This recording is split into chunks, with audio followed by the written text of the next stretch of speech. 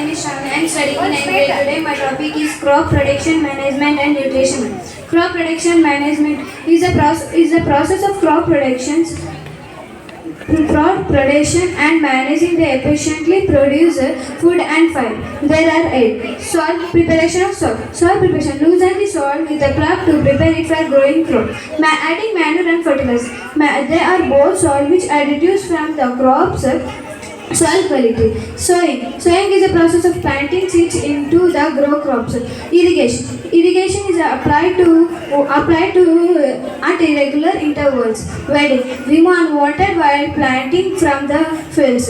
Harvesting. Harvesting is a process of gathering crops from mature crops to the fields. Threshing. Threshing. Loosen the edible part of the plant growth.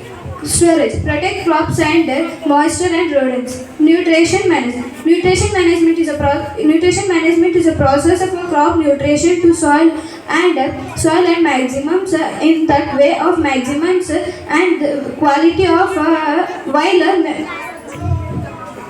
minimizing the environment impact. Soil is a loose material which forms the thin surface layer of the earth.